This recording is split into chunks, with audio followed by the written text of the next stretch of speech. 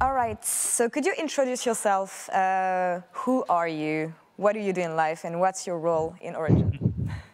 My name is Martin Lynge, or Deficio in League of Legends. I'm a former team manager, pro player, shoutcaster for Riot, and now I am the general manager of Origen in the LEC. So Origen is one of the returning teams alongside SK Gaming. It's a name we learned about really recently. Actually, for a long time, everybody thought that Astralis would be the team in the LEC. So was it something planned all along? It was definitely planned. Basically, we obviously applied as RFRSH Entertainment, knowing from the start we didn't want to use the Astralis brand for the League of Legends team, because Astralis belongs to Counter-Strike, and it was made in Counter-Strike. So we didn't want to, start suddenly posting a bunch of League of Legends stuff for the Astralis fans, who obviously don't necessarily follow the game. The crossover is actually very small between Counter-Strike and League of Legends and the different fan bases. So we knew from the start we wanted a different brand, and we were obviously brainstorming a lot of different ideas. The number one priority and the number one idea we all had was Origen. When we started talking to Pekka, and we found out that he actually had a lot of the same goals for what he wanted the Origen brand to be, and also what he wanted the Origen brand to kind of reflect and show to their fans. So when we started having more and more conversations with him during this whole process, it became pretty obvious for all of us that this was going to happen, and this was going to be a really good thing. Because we really wanted to work with Pekka and Origen specifically, and he really wanted to work with RFRSH and Astralis and kind of the infrastructure that we bring. So it is definitely one of the things that I think became a big surprise. I'm very happy that it wasn't actually leaked until I think maybe like a day or two before. It kind of stayed under wraps, which is something we don't always see in esports. But the fact that it got out, it happens. I'm just glad that so many of the fans were cheering and were actually happy to see Origen in, and also instantly understood that this is kind of like this new beginning where we are the RFRSH organization, and everything they have done for Astralis is what we're now doing for Origen. So we want to make this, of course, the most successful Origen you've ever seen, and we fully believe we can do that. Now, every time we hear about Origen, we hear about, the brands, Astralis and RFRSH. So how does this all work together? Okay, so RFRSH Entertainment is the company that owns Astralis, and they're also the company that owns Origen. And in the two different organizations, Astralis and Origen, it's mainly just players and coaches in those specific orgs, but actual staff members. So everything behind the scenes that you don't see, sales team, marketing, social media, all that kind of stuff is RFRSH Entertainment. So it is effectively one big family, one big group, all working on these different teams. But it's not like we have a situation where we have, 30 people who only work on Astralis and then 30 other people who only work on Origen. It is very much RFRSH Entertainment and the entire company that is focused on these different projects. RFRSH obviously also owns the Blast, the big tournament that has been running multiple times now during the year. So there's a lot of things going on within the organization, and it's obviously allowed the organization to grow quite a lot, and now also then acquire this spot in the LEC, which just adds even more to RFRSH and all the people working there. But that's basically the setup. So Astralis and Origen are the players, and these two teams are obviously sister teams that are going to be working together in the office, and all the staff behind them is RFRSH Entertainment. Okay, so now I have many topics in mind. The first one I want to talk about is we know Astralis has been really successful, especially this year in Counter-Strike, winning the Grand Slam, 10 tournaments undefeated, etc. We know performance and the way Astralis grew over the last year has been really defining and important. So how do you intend on bringing the success Astralis had this year to the new team at Origen? So this is actually why one of the main reasons for us being in Copenhagen. is to make sure that we can have Origen work closely with Astralis and learn from the Astralis players, the Astralis team, what they've done and why it is so successful, and then also work with the same infrastructure and the same staff that worked with Astralis. And this is where a guy like Kasper Witt comes in, who is very, very important for all the performance-related things outside of the game.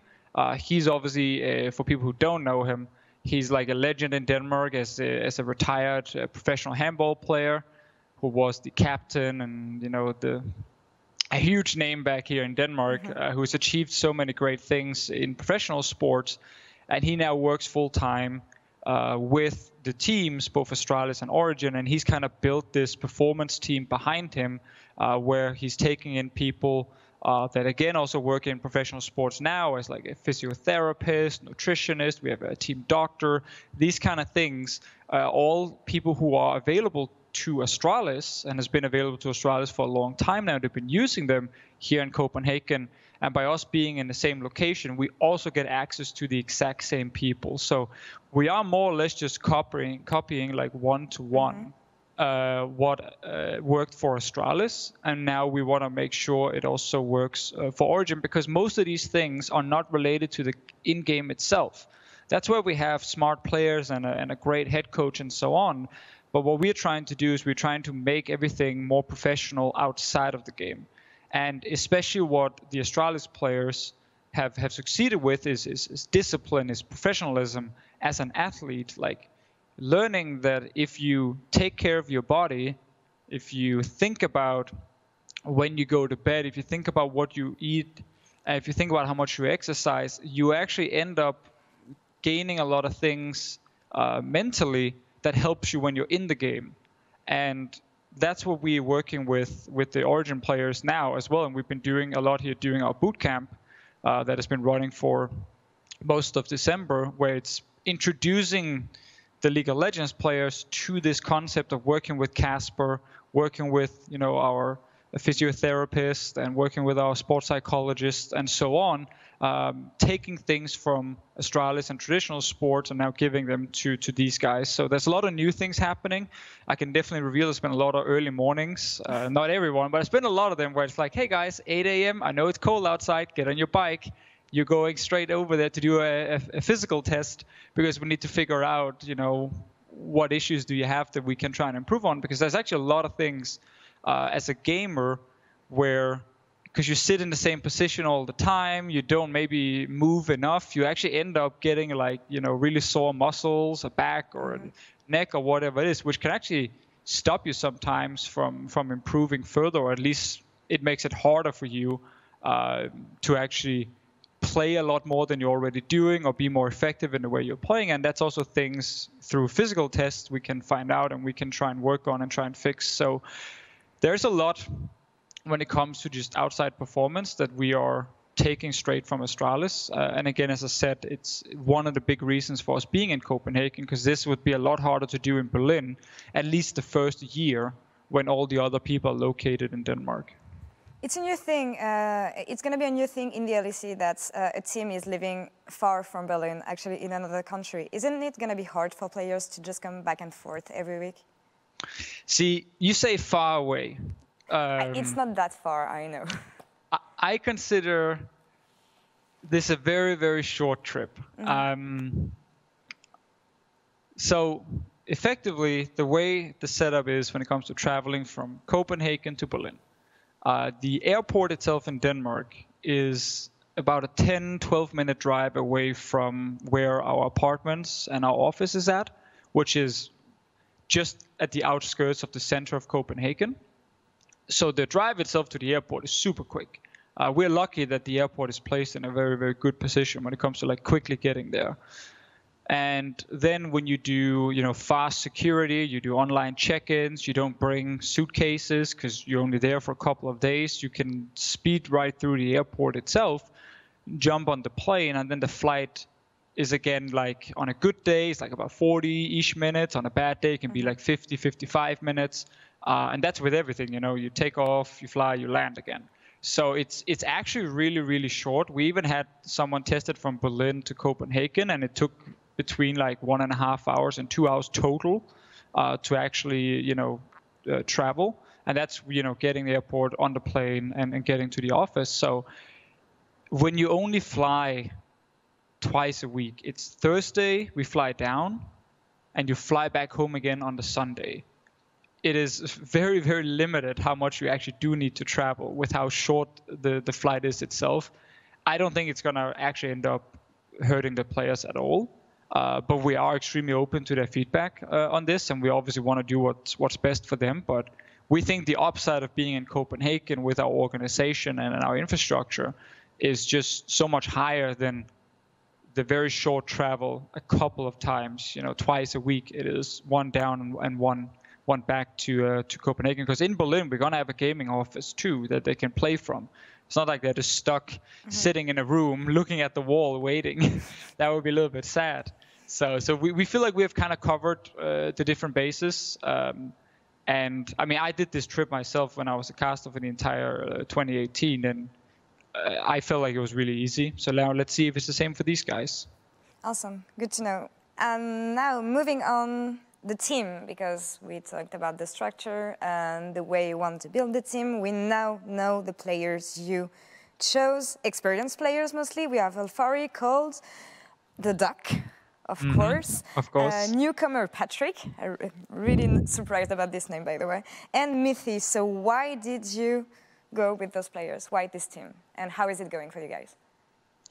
So we knew we wanted a lineup where we had extremely vocal players and focus on some veterans, especially because we are now living in Copenhagen, and we think it's a little bit easier for older players to handle, living in a different city and traveling in for the first time. Some of them have even done it in the past, many, many years ago, before the LCS became, a big thing. And they also really understand, like a lot of those players, because they played for so many years, they understand the values of us being in Copenhagen, maybe a little bit more than a complete rookie who's not really sure what's actually happening. So we felt like getting a couple of veterans was definitely a good thing. Part of the reason, again, being Copenhagen, another part just being communication inside and outside the game is just crucial. Andre Giotto, our head coach, is the kind of coach who really values players who can contribute to reviews and can have open discussions with each other. And so it's not just a coach saying, do this, but more like actually bring it up as big topics to discuss and kind of find an answer to. And that's where, again, we knew we need players who talk. We need players who are smart about the game. And if you think about, a lot of the veteran names you mentioned, like all these guys are very famous for being extremely vocal, for being smart about the game. So for us, they're like kind of really good fits together. To give us this really smart team that can actually like adapt to different metas and solve these problems. And then we also wanted a bit of young blood with a lot of mechanical skill, like a lot of potential, could get a lot better if you pair them with veterans. They can improve even faster. That's where Patrick, obviously formerly Sheriff, comes in as kind of the number one choice I had for AD carry. So I'm very happy I managed to sign him. And then also if you look at Alfari, while you think he's a veteran because he's been to Worlds, he's only 19. Like he has so many years ahead of him still. And he's the kind of guy that people forgot about a little bit last year because he was stuck on a bit more supportive duty, as Misfits had to play through bot side in most of the games.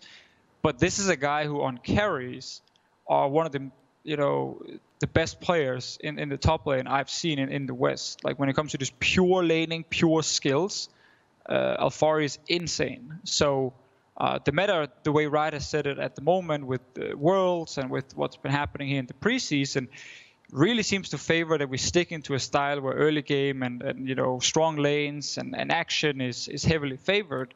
And I'm not expecting that to go away.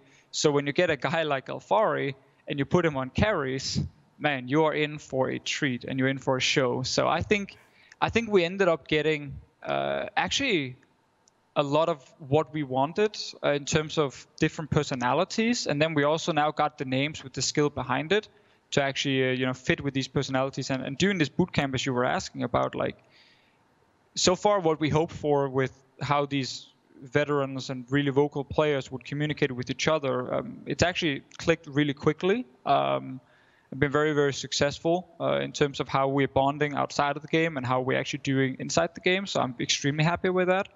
And I also think you're gonna, especially with a guy like Patrick,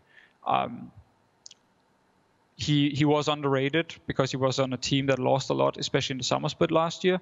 Like, I think you're gonna see him really, really show up in 2019. I'm not putting any pressure on him. I'm not saying he's gonna be number 1 AD carry in the world, but he's the kind of guy who is so individually good, and now he's paired with all these different veterans around him. Like, I think he can really, really shine during 2019, and I really look forward to seeing him play. Now, taking a step back on the league as a whole, you've been here for a while, as you mentioned, as a caster, as an analyst. Well, I don't even know, how long has it been since you've been here? Since season 1, 2? Season 2, wow. And then, yes, been active in the LCS in one way or the other ever since it was created in 2013. Okay, so you saw the scene evolve, basically. So what do you think about LEC, the way Riot built it, and was it something the scene needed, according to you?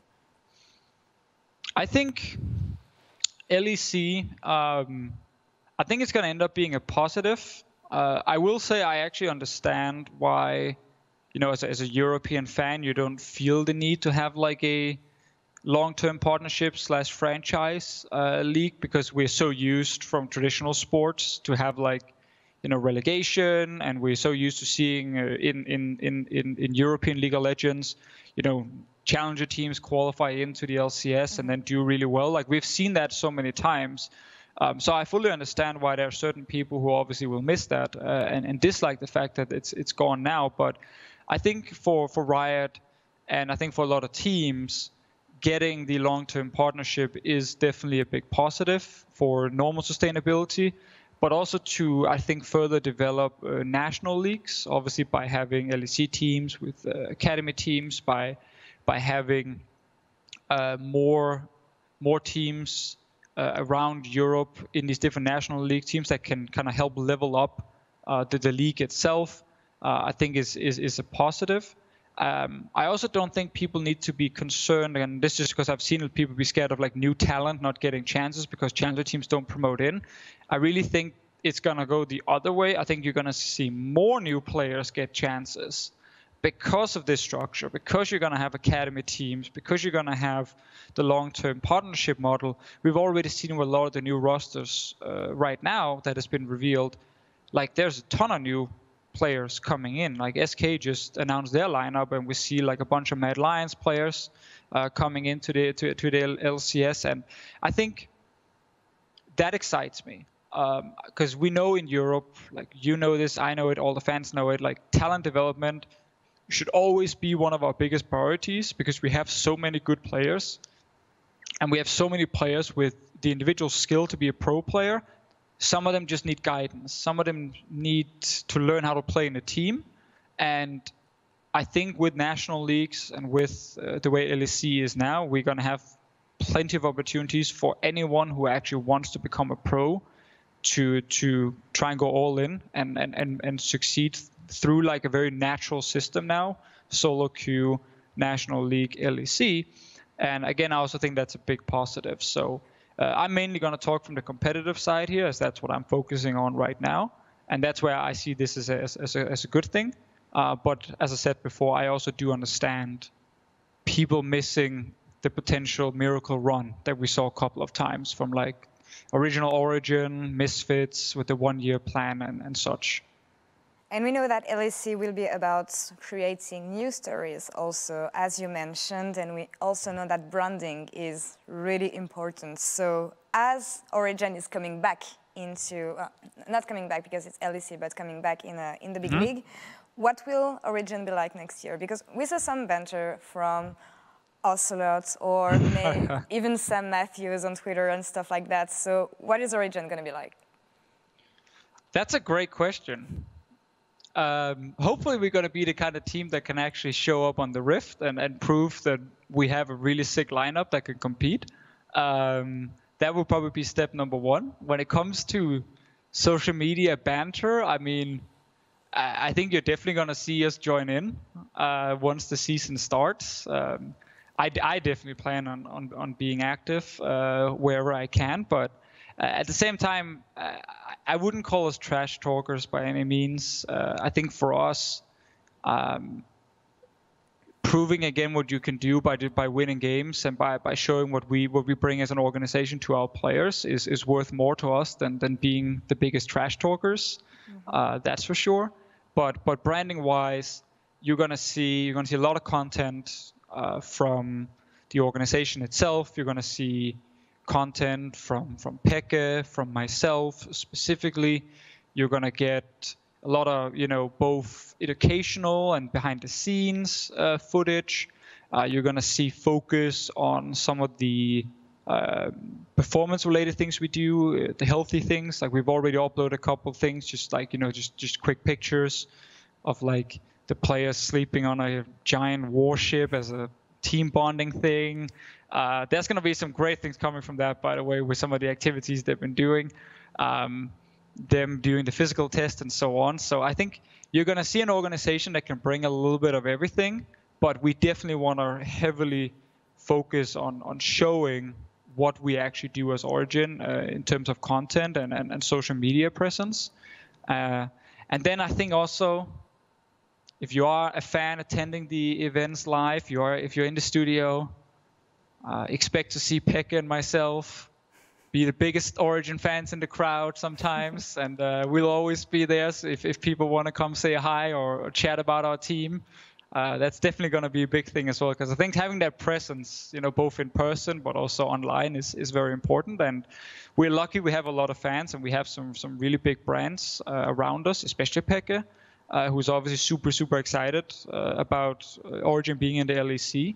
So I think it's going to give us a lot of opportunities to go with a lot of different paths. But ultimately, we just want to be a team that fans actually are proud of supporting. I think that's the key thing. Awesome. I think we covered pretty much about everything. Do you have any last words you'd like to say to the French community who will be watching this? Thank you for watching the interview. I hope you guys are all Origen fans. Otherwise, we will try and make you Origen fans for sure.